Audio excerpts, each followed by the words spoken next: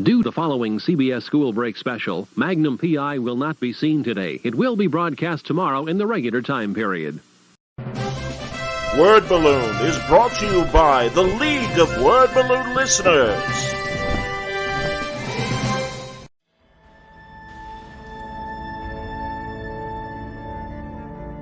That's, me kind of doing a very light take on the version of Batman I was raised by, which is sort of post Neil Adams take, which he was doing the year I was born. Neil Adams was redefining the character kind of in the cracks and corners of DC when he was first a cover artist on a lot of the Batman books in the late 60s, and then once they gave him sort of the run of the place, his look, he kind of exaggerated even more with the lighting and the grandeur, the way he would exaggerate the figure form, the length of the ears, the length of the cape. A lot of it was just sort of aesthetics. He wasn't really changing the costume per se. I tried to illustrate what Adams did with a sense of maybe somewhat photo exacting kind of take on it, while also kind of avoiding some of the comic book tropes of the glowing white eyes, which I was always having a problem with as a kid, thinking about like how the mask is pretty much on his face like it's makeup. Like it's as close to the skin as you can get the way it was drawn by everybody, Adams included. And if that's the case, there's no room to hide the eyelashes for the human being wearing this mask, so basically just his natural eyes showing, but you can hide that in shadow.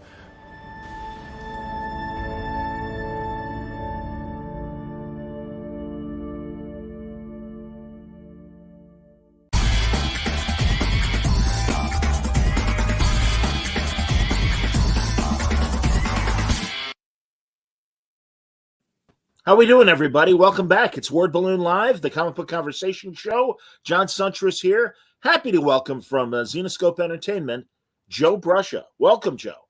Thanks for having me. My pleasure, man. Let's go back to the origins of Zenescope. How did you find the company? So we started 18 years ago. Ralph Tedesco, who's my partner, and I, we were both aspiring screenwriters or trying to be screenwriters, and had written a lot of scripts, had filmed some short films, and could not get any attention from Hollywood whatsoever. So growing up, I had been a really big comic book fan. Marvel was mostly my thing. So, read all the old X-Men in the 80s. That's probably my favorite title, New Mutants, all of Spider-Man. And I kind of saw that they were making a lot of comic book movies at that time. They weren't the superhero ones. I think that was right around when X-Men came out, but they had like Road to Perdition, History of Violence, some of those, older, and they were based on comic books. So, I pitched it to Ralph, who was living in LA at the time. He was trying to be an actor as well. And I just said, let's start, putting our scripts in the comic book form and see what happens. And, we took one or two of our scripts and we came up with some new original ideas, which Grim Fairy Tales was one of the original ones, and that really took off. And that's how we got started. That's the kind of the genesis of the company. That's hilarious because literally around the same time that you're like, we should start a comic book company, I at that time was saying, let me start a comic book podcast, and everything you said in terms of Road to Perdition, Batman Begins, Sin City. I'm like, well, it certainly seems like now more than ever, finally, comics are getting their due in Hollywood. And I as you, I think we're probably close to the same age. I grew up loving comics as well. Maybe I'm a little older. I don't know. I just turned 53 last week. So. Okay, well, I'm slightly older. I'll be 59 in December. Okay, but no, man, I get it. And yeah, it's 18 years ago. The same thing for Word Balloon. That's when I started. So that's great. And also, I give you a lot of credit for leaning on truly a lot of public domain ideas, because literature has given us, over 1,000 years of wonderful characters. Why not spin them I know, like, your Robin Hood, your female Robin Hood and everything, I think is a great idea. Grimm's Fairy Tales, certainly. A lot of what you do, I think is great. And also, hey, congratulations on the Van Helsing TV show. Thank you.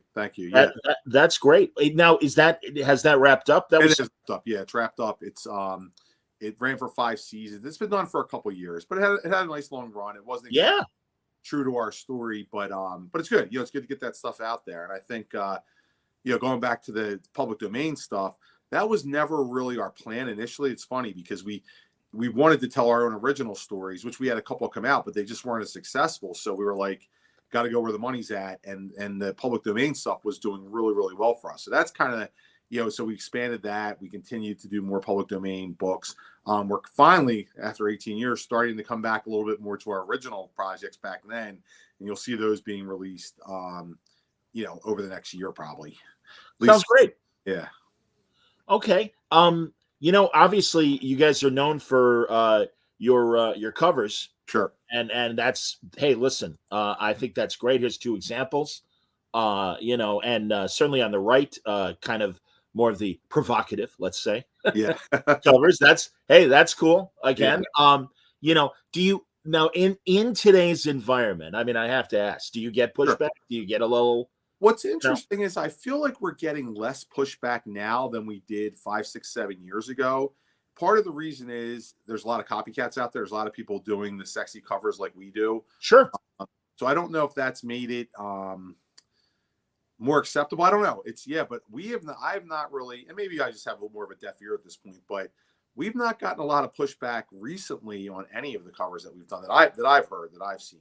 Again, I really don't worry about it too much. To me, it's we don't do anything different than I feel sometimes Marvel or DC does. Other than we do some Z-rated covers, which have a little bit of nudity. We do that. Sure. For a small fan base.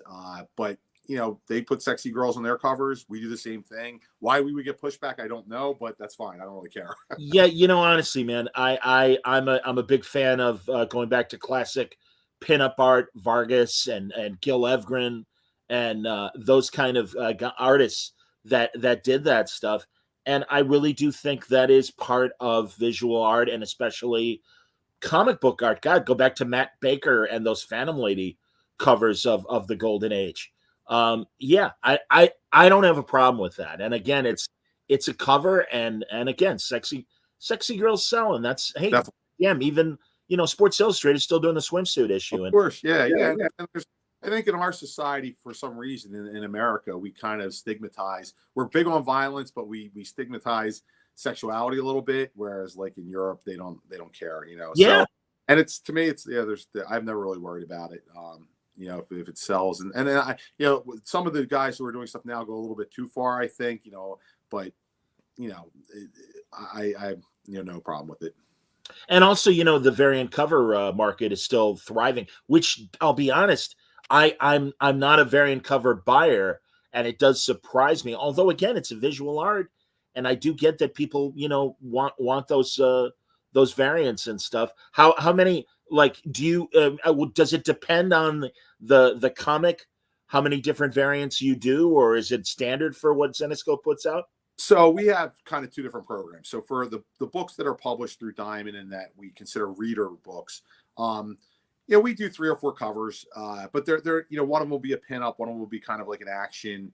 But then we have a whole variant division that we just, they're based. It's not really based on the comic at all. It'll be based more on, we do a lot of cosplay covers. We do lingerie covers. We'll do swimsuit covers. So we just, it's just those categories. We have a monthly subscription where we've done serial covers, which were a huge hit by Paul Green.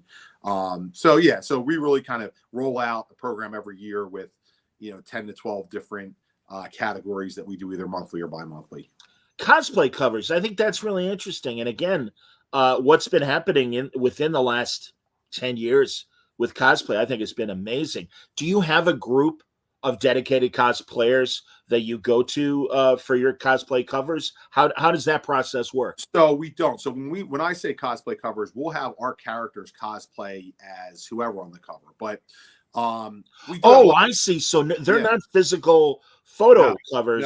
No, they are your characters in various guises. I'm with you now. Yeah, what's interesting is we probably did those kind of cosplay photo covers maybe 10, 12 years ago, and they did okay, but it's a process, right? I feel like it's easier to get an artist to draw the cover than it is to get the photo and all that stuff. Sure. But we do have cosplayers who will cosplay as our characters, come to the shows. We've had dedicated cosplayers for a couple of years who will just come. But yeah, no, the cosplay covers, like, so taking Robin and have her cosplay as, Wolverine, something like that. Yeah. Really big, and it has been great sellers for us. Okay, and I have seen, either that or Wonder Woman or the Yeah, like sure. and everything. Yeah, Sure. that's great. No, that's terrific, man. Do you were you at New York? Were you We guys- were at New York. How did it go? Okay. I was talking to Sal Abenati about it and everything. He was on the main floor with Alex Ross's stuff. Alex Ross was right across from us, actually. Oh, there you go. Yeah. I'm a little down on New York after this year. I feel like we've done New York ever since its inception. I remember the first year they did in this first Blair Javits. I don't know if you were there, but I was. Yeah, it was crazy. Yes. And at one point, it was our best show. I mean, it was our best show by far. And since the pandemic stopped, it's been tough. They moved us out of our spot for whatever reason. We never got it back. And I see like companies like Foot Locker and DoorDash on the floor and up front, and I'm like, is this a Comic-Con or is this, I don't know. So, it was okay. It wasn't terrible. It wasn't great. It wasn't up to our standards, I don't think. Shows have changed. They've definitely changed. I mean, San Diego to me is still the pinnacle. It's always good. You won't see DoorDash on their floor. They kind of, I know they're nonprofit, but it's so, and it's true comic book fans, and they take care of us. They take care of the comic book publishers there. So, but shows in general, even before, I guess, right out of the pandemic, they've changed a little bit. More casual buyers, I think, people who aren't into comics as much. They've been exposed to the Marvel movies. They've been exposed to all this media, but they never read comics. So it's a little bit different fan base. They're coming and they don't know what they want or what they're looking for. I understand. No, and goddamn, that first show. I'm assuming that was the fire marshal year where they shut down the room. Couldn't get in or out. It's funny. We had a customer come to the booth in New York, and he remembered us being there. It was the first time he ever bought a Zenescope comic. He remembered exactly what we had. It was just taking me back, and I was like, "Man, that's crazy." And we only had 3 books the first year of Comic-Con, 3 comics, not even not graphic novels. So it's been a long run. What were your first 3 books? Well, the 3 that we had there was Grim Fairy Tales 1, 2, and 3, and I believe he told me we had an issue, the first issue of 7. When we first started years ago, we did, I guess it was like year 2. We did an adaptation from the movie 7. So it was 7 issues, all the 7 deadly sins. Wow. Yeah, it was.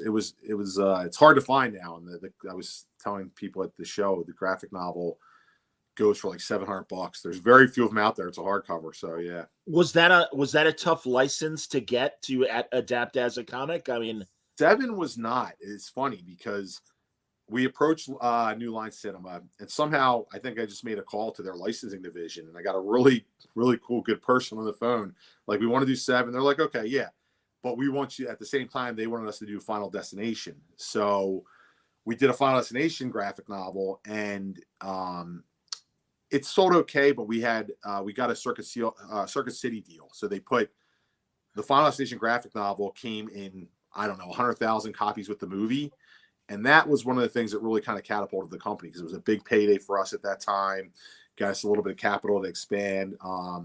But at the end of the day, Warner Brothers was not happy that we ended up getting the license for 7, because it was one of those things. New Line was a different division. Warner Brothers is this big, bully on the I guess. Sure.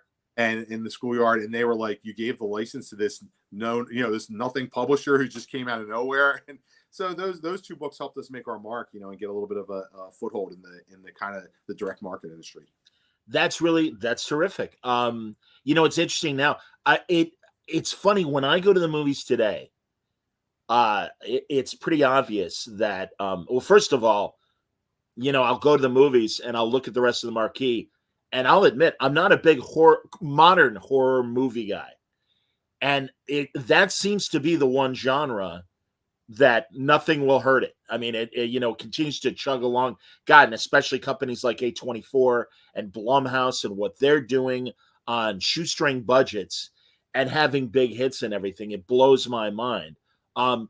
again, now Zenescope has certainly like established itself with its own brand, but do you still kind of look at potential movies or TV to license? No, we've completely got away from that. And what's interesting is you're talking about horror, and we just shot the first part of Grim Tales of Terror movie. So we showed the trailer in New York. Outstanding. So we've kind of definitely gotten the headspace. I don't think we ever wanted to do licenses. One of the things we went after right away was Stephen King. And we thought we were going to get that license. Again, we were kind of a small company, sent him a package. He was very interested. And then he went with Marvel and they did their thing. So it was like, what are you going to do? I get it. But, we never really wanted to do licensing. We've always wanted to create our own characters, our own stories. So, but at the time we were like, we need something to give us a foothold. But, horror, you're 100% right. It's just such a basic, I guess, universal, part of storytelling. And so we did Tales of Terror. We shot the first, it's going to be an anthology film. We shot the first part the end of the summer, put the trailer together, and we're going to kickstart the rest of the funds for the movie sometime at the beginning of next year. So we're kind of waiting for this actor strike to end because we got to sign on some actors, and now the writer's strike's over. So nothing on the licensing side, but we're pushing forth our own kind of movie projects. That's so great to hear, man. I've been asking people, given that it is Halloween week, their various favorite movies, and things like Trilogy of Terror with Karen Black, from the Great 70s. movie. That's the one with the little voodoo doll, right? Attaboy, you got it. Absolutely, man. Yes. And it's, I think horror anthologies, films are, there's real potential there. And, I love the anthologies. I mean, Tales from the Crypt, Tales from the Dark Side, Creep Show, all of those old shows, Twilight Zone, they're my favorite. That's what I grew up on, and that's why Tales of Terror, our Grim Tales of Terror series, is like that. And I think that influenced Grim Fairy Tales when I first started, because it was very episodic and could have been an anthology. So so we're excited to get that done, and hopefully, we've had a lot of success with Kickstarter. Hopefully we can fund the movie, and we'll probably get a little bit of other outside financing, but I think the first part of it turned out great. We had some really good cast and good director, good everything. So I'm happy, excited for it. That's cool. And obviously I've seen that, you're writing a lot of the comics yourself too, right? I am. I have up until now. I think this year, going to 2024, I'm not going to be writing as much, so I want to focus on the film side, because I'm going to write at least write one of the stories in this Tales of Terror movie. And that's great. Maybe direct it. Yeah, I don't care. At this point, I'm like, Hollywood's been all over our stuff. They've only made that Van Helsing. So right now, we did just sell another project to Screen Gems. So hey, that's wonderful. Movie, Paradise Court. Hopefully, you never know. I mean, we've had a lot of stuff options. You just never know. Excellent. So. And your bread and butter is horror, but do you play in the other genres as well? I mean, what? And I'm not saying. Listen, I'm assuming, and you'll tell me if I'm not. Sure. This isn't the case. DC and Marvel, they got superheroes. That's fine. Sure, exactly. And it's a one. I mean, I kind of like, and I, much like graphic novels was the country club way of saying comic books. I like referring to genre fiction. Sure, I think, and again, that's westerns, that's sci-fi, that's crime. There are so many other avenues beyond superheroes that that publishers should pursue, as well as movies and stuff. But so I mean, like I said, horror is your bread and butter. But are you looking at the other genres as well? So I think we kind of base ourselves like fantasy, horror, sci-fi are the three main genres that we're in. I mean, I kind of look at Grim Fairy Tales as kind of a fantasy series. And then we are going to get into some true crime stuff next year, or some fiction horror, and kind of true horror mysteries is one of the titles we'll be coming out with in 2024. Because there's a lot of really, unsolved crimes out there that are just really creepy and have a supernatural tint to it. So so we're going to get into those genres as well. That's great, man. And honestly, that's something that I've appreciated as far as podcasting. A lot of, and you're right. My God, a lot of true crime is as grisly as the greatest horror idea and everything. Sure. Sadly, that's us. Yeah. Oh man, we're talking the day after the main shootings and everything. Yeah. It's a scary word out there. It absolutely is, man. No, that's tough. You were telling me that I'm glad the company's doing so well and expanding. You're moving to a new location. Yeah, we've been in our current building for about, I want to say 10 to 12 years. I'm not even really 100% sure, but started out as just a small office with a small warehouse, and our warehousing, because we have so many products, is just taken over the warehouse. We had to expand to another building, and we do a lot of live streaming now. So we need a studio area. We put that in the new building, and it's just not conducive. It's not a great work environment right now. So by the end of the year, we'll be completely out of where we're at right now into a nice building that has a showroom. It'll have its own separate offices, has its own separate warehouse. It's going to be really good. So very excited about that. It'll really help the company, I think, get to the next level. And shame on me, I didn't realize you guys were live streaming. What do you?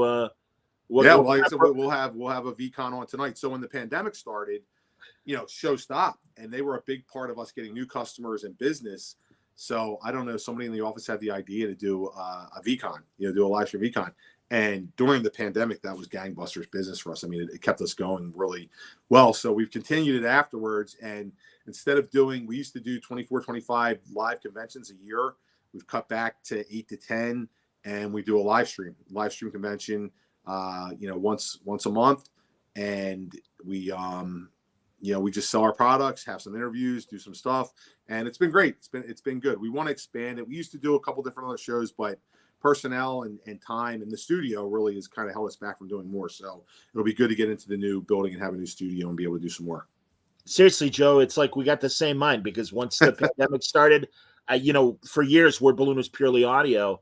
And I'm like, well, everyone's sitting around, whatever. And, I started using StreamYard. That's the streaming stuff that I use. That's what we use too. Yep. Yeah, no. And and I've been part of other virtual cons as well online. Did a show for Baltimore and a couple other independent shows and things. I think that's great. And again, I think it is so weird. I don't know about you, but I was talking to Mike Oming last night in Takisoma, and he's like, as far as over-the-air TV or even cable, or he's like, I find I'm watching YouTube more than YouTube. ever. That's all I watch is YouTube. I feel like, and my wife wants to shoot me for it. YouTube, because YouTube to me is almost like reading a book in a lot of ways. Like I used to read a lot. I got to get back to read. I don't read nearly as much as I used to, but okay. I was a very voracious reader, and I would always be reading a book. I'm always reading a book still. I'm reading like 3 right now, but it's like YouTube. If I wanted to, I was doing this thing. We're doing research on this thing called the smiley face killers. I don't know if you've ever heard of this thing, but it's really creepy and weird. You go on YouTube and there's 20 different podcast videos you can watch about it, and I'm like, oh, this is really interesting. So all the time. I understand, and seriously, man, no, I tremendously respect the true crime stuff. But I'm like, all right, that's I need escape. I need happy shit to. Yeah, it's true too. Yeah. So being a Marvel fan, and I wonder also the DC stuff in the horror genre, what they were doing and stuff. Were you a fan of that? And can you cite titles that you liked if that was the case? No, I really like. No? I was a straight X-Men, Daredevil. Frank Miller's run on Daredevil. Claremont's run on X-Men and the New Mutants and all of that. That was my bread and butter back then. And I was strictly, like I said, Marvel, because back in the day when I was like 13, I could get 10 Marvel comics for $10, if that, and get every one, and they were all interconnected. So never really got into horror. I was a big, like I said, that's why I went after Stephen King. I was a more horror novel guy. Stephen King, Clive Barker, those kind of guys, and I would read them, everything that they put out. So but comics for me were strictly like superhero and adventure. I always think it's hard to achieve horror in a comic book. But then again, I mean, my God, I think the genre really, like, in the last 10 years has exploded. Not only you guys, but a lot of other publishers. And really finding great, you used to be able to count on your hand Bernie Wrightson and Kaluta and some of the other guys that really understood fantasy horror and really do it well. Well, now it seems like there's even more and more great artists and stuff. But do you know what the secrets? I mean, again, maybe it is a secret sauce. I don't want you to reveal any secrets. But to make a good horror comic and stuff, I mean, what's the secret sauce? That's a great question. I mean, I don't know. For myself, I just kind of look for those things that have a cool twist. What's the cool twist? The visual, what's visually scary and intriguing. And I think I try and tell stories that I find appealing, that I would like. And so that's, when I'm researching, like I mentioned the smiley face killers or whatever I'm researching, if it catches my eye, I figure I'm a big horror fan. Someone else is going to like it. So, then just kind of trying to do the best job of telling that story and hopefully, I really like the twists. Hopefully, scaring people and getting them caught up in that twist. I understand. I think you're finding great artists as well Oh, to yeah. do your books and everything. And again, I think leaning on that good girl art, that kind of pinup quality and Yeah. stuff. Yeah. Who are some of the Zenescope stars that you'd want to? Well, so I would like to, like Paul Green that does a ton of covers for us. Eric Basadula, is one of our top artists. Carla Cohen. Who else? Mike Chrome. God, there's so many. I got to think the name. But yeah, Maguro. There's just a ton. Mike DeBalfo. And we do a VIP event twice a year. We do one in Philly. We do one in this year. Next year it'll be in Las Vegas. This year's in New Orleans. And we usually get 3 or 4 of those artists to come out and do signings, do some sketches. But yeah, there's so many great artists out there, and they just do such a wonderful job for us. Are artists still submitting their stuff here? Are you finding new talent? I don't see as many submissions as I used to. We did have a lot of artists come up to us in New York. So I think there are guys out there. I think it's more, everything's online. So it's like, our editors and our publisher, I think they just scour like DeviantArt and they get most of the submissions, but it's not as much as it was, 5, 6, 7 years ago, I don't think. Okay. And on the writing side, and forgive me, because I hope I'm saying it right. David Grohl, right? Isn't he one of your guys? David Wall. Excuse me. Yes. Man, I don't know why David I Grohl. I think that's the guy W. from Foo Fighters, right? Yeah, that's right. Shame on me. Of course, Yeah. my brain is scrambled. David Wall, absolutely, so man. David Wall's our editor in chief. He helped co-create Witchblade, The Darkness. Yes. He does our editing and he does some writing. He's a fantastic writer. He's done a really good job with our Oz series recently. I wish he would write a little bit more. I got to yell at him about that because he's really, really good. He's probably our best writer right now. But yeah, a lot of the stuff is written in-house by me and our publisher, Dave Franchini. But, David, and they're always finding, mostly rising voices and newer writers. But we try to get some old standbys once in a while, too. Is there any sort of Zenescope Bible of, kind of a conformed system of right in this tone or anything? Well, there's a Bible of all our characters and all that stuff, because there's a ton of content over 18 years. But yeah, no, I think that we really kind of, again, if it's fantasy, you want to hit those fantasy keynotes, and if it's horror, you want to make sure it's scary, and sci-fi, same thing, or crime, whatever it is. But we kind of let the writers, do their thing. And, a lot of times we'll either give them an outline and go, hey, this is what we want to hit, or, we let them give us the outline and then we go, okay, this is what's working, this is what's not, get and go hit the script. So, but we're pretty flexible in that respect. Tell me about the sci-fi end of the books, because honestly, I when I think of Zenescope, I mostly think of things like Grimm fairy tales and and Robin Hood is a great example. Absolutely. Sure. It's something that we've done here and there. We did a book called Aliens vs. Zombies a couple years ago, a book called Evil Heroes. It's like one of those things we do 1 or 2 a year. And they just have, I love sci-fi, but that's another one. It's kind of hard to do. And it's we did a conspiracy book, which was really aliens, aliens, all of that kind of stuff. So we're going to try and do that again a little bit more next year. I love it. The conspiracy book did really well. And then we had Adam Goldberg, the writer of the Goldbergs, came in and wrote the second volume of it. So he's really sci-fi and fantasy and stuff too. So yeah, so kind of dabble here and there. A lot of alien stuff coming up, and it's fascinating. No, that's great, man. And again, Oming and I were talking last night, and yeah, man, we grew up on that Chariots of the Gods, Von Daniken book, and sure, Alien Autopsy and Area 51, and all those fantastic movies from the late 70s and early 80s. So, no, I hear you on that. Do you have horror film recommends for Halloween week beyond the obvious? Any like gems that on the so my go-to is always Trick or Treat. I love that movie. I watch it. It's so entertaining. Was that with the kid from Family Ties, Skippy? Trick or Treat, where the kid finds the cassette of the heavy metal? No. This is the one. Go on. Another one called Trick or Treat. This is the one with the I don't even know what the hell the name of the damn character is. It's the guy with the sack on his head. What they have a name for it? I don't know. It came out probably like 10 years ago. I love it. Oh, I always go to. okay. Trick or Treat. What else do I go to every year? I just like to watch what's ever on. I like to watch the new stuff. I just watched Something's Wrong with the Children. Sure. Okay. Sure. You know, it was interesting. That was a Blumhouse one, but yeah, no, I love it all. You know, this week I think I was in Florida and we went to Halloween Horror Nights actually, which was really cool. But they had a Halloween marathon, so it was like every night I was putting on one of the Halloween movies. So that's great. That's excellent. Do you have Shudder, or do you have the streamer Shudder? I don't have Shudder. No. Netflix, Prime, and whatever's on. There's plenty out there. There's so many services. Absolutely, and everybody taps into horror. I mean, that's that goes without saying. I had just heard too.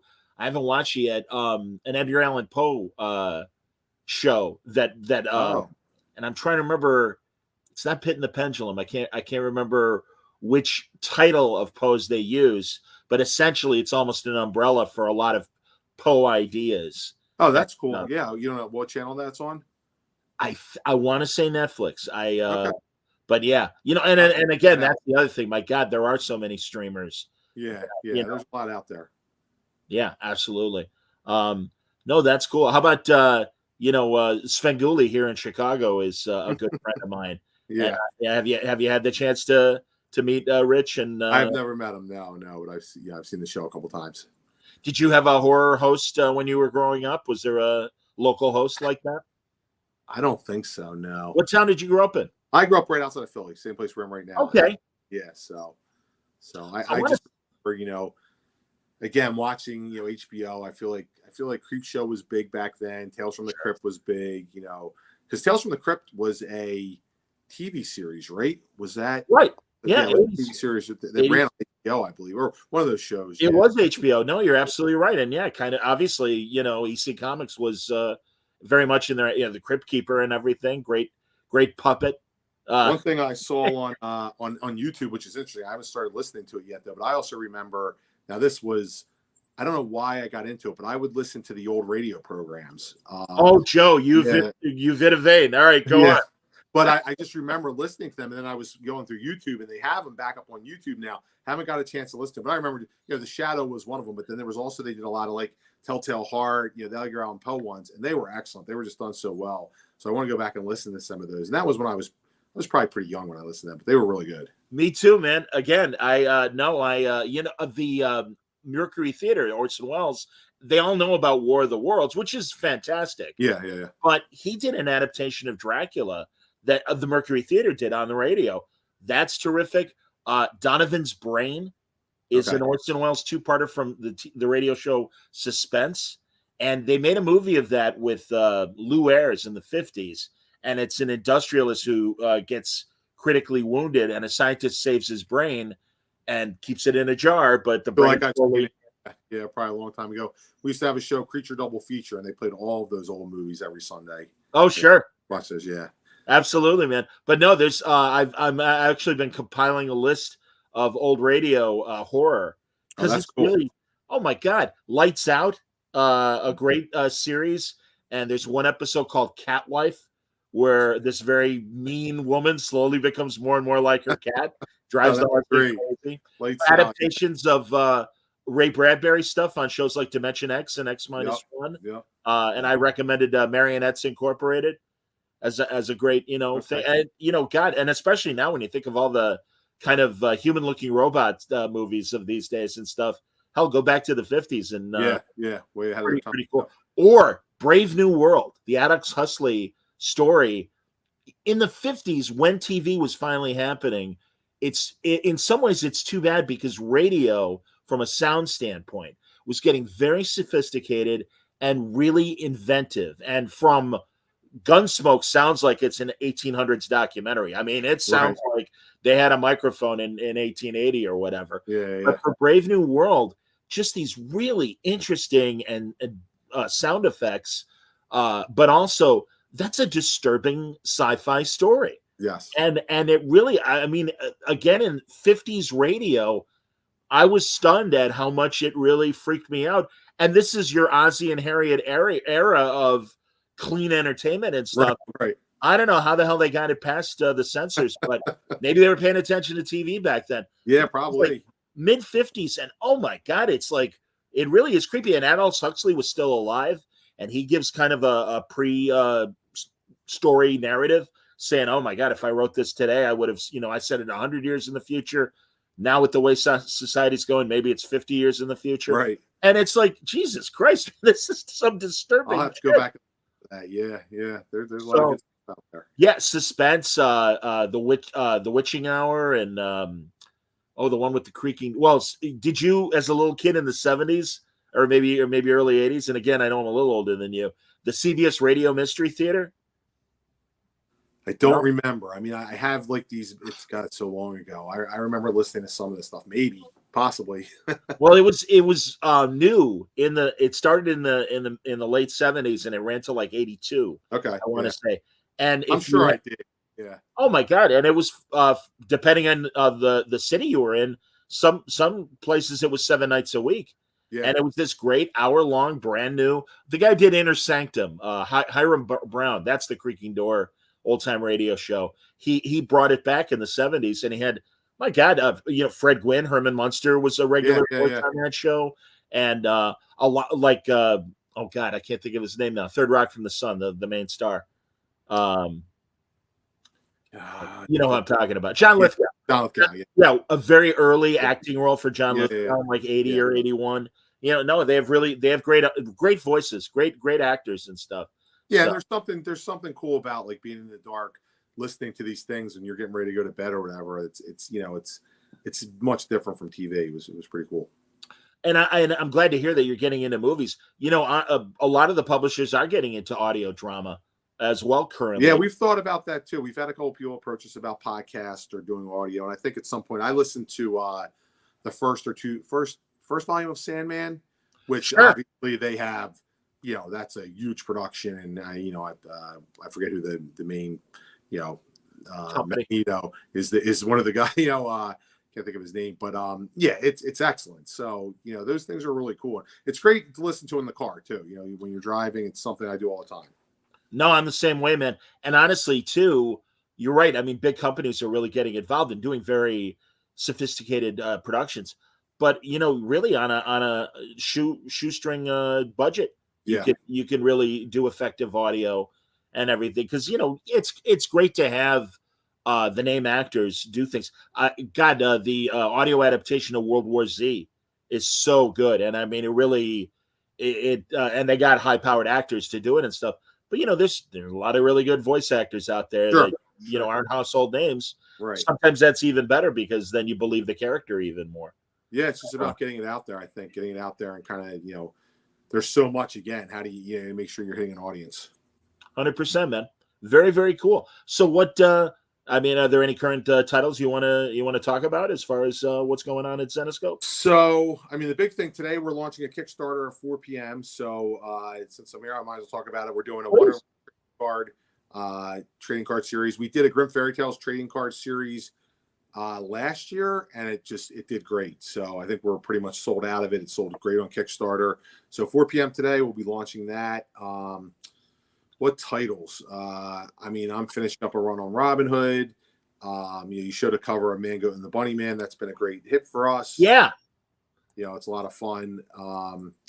There's those. It's a little bit nuts. But we're kind of finalizing our 2024 publishing schedule now, and we're going to depart a little bit from the public domain stuff. That'll still be a mainstay, but like I said, getting into like true horror mysteries, some titles like that, some little bit different horror stuff, a little bit, one sci-fi title, probably a quarter, and it'll be the usual stuff. Like I said, fantasy, sci-fi, and mainly horror. That sounds great. So the trading, and forgive me, I think I was talking over you. The trading card Kickstarter that you're starting today at 4. For what title is that? Yeah, it'll be for Wonderland, our Wonderland. Wonderland, sure. Yeah, excellent. There's a ton of great images. Like I said, Grim Fairy Tales. We stuck with mostly the Grim Fairy Tale stuff, and then Wonderland has been a great series for us. We don't do as much of it as we used to, but the images, there's some really great covers in there. So that'll be a bunch of that artwork. Excellent. And then also your Oz-based stuff in the past, right? Yeah, we've done that. I don't know. We talked about adding a set into that for this, but I think we're going to keep that separate and do that as a separate series later down the road. Fair enough. Well, it sounds like I don't know when these announcements are going to start coming for 2024, but very soon. Okay. Well, hey man, stay in touch and let me know when that stuff is coming up. Awesome. And no, we'll have you back, and maybe some of the writers as well. Yeah, especially once we get the trailer and do the Kickstarter. If you can show the trailer, that'd be awesome. For the movie. Oh, 100%, absolutely. Yeah. When does that Kickstarter start? So we're going to probably do that in March or April of next year. So it'll be a little bit of time, because just with the actors strike, we can't sign anybody right now. Yeah. No, I hear you, man. That's no, and really, congratulations on getting that interest, and I think it's great. I really do, man, and continued success with Zenescope. And it sounds like you guys are on the right track. Awesome. Yeah, no, come back, and we'll now that we got to know each other a little bit, and we'll do a longer talk. And then, like I said, no, happy to talk to David and some of the other writers and whatever. So no, it's a pleasure to meet you, and keep doing what you're doing, man. I think Zenescope has certainly carved its niche in the market, and deserves the attention of the readers that are looking for a good horror or fantasy fix. And I'm really glad you're going into true crime. I think that's a really smart lateral, given the amount of material that's out there and everything. And I think will be very interesting to see. So congrats. All right. Yeah, thanks for having me, and I appreciate it. And yeah, we'll definitely come back. Absolutely, man. So Joe Brusha, everybody from Zenescope, check out that Kickstarter campaign. That well, again, if you're listening to the audio, we'll start it at 4 p.m. Eastern on Thursday. So that's up and running. And look for the Wonderland trading card Kickstarter campaign, and help the guys out if that's your fancy. I think they'll serve you well. So thanks a lot for watching, everybody. Great stuff coming up next week, including on Sunday. I'll be talking to Jeff Loeb and continuing our Halloween conversations, and he'll be talking about The Long Halloween, the infamous Batman story that he wrote years ago, but also what's been going on. I mean, former president of Marvel Television during the Netflix years and the Hulu years, the pre-Disney years. I'm sure he'll have a lot to say about what's going on in streaming TV and film, and the bullshit that we're still unfortunately dealing with the actors strike. But yeah, I'll be interested to hear Jeff's thoughts. That's Sunday afternoon here on Word Balloon. Thanks a lot for watching, everybody. Stay safe, stay happy, stay healthy.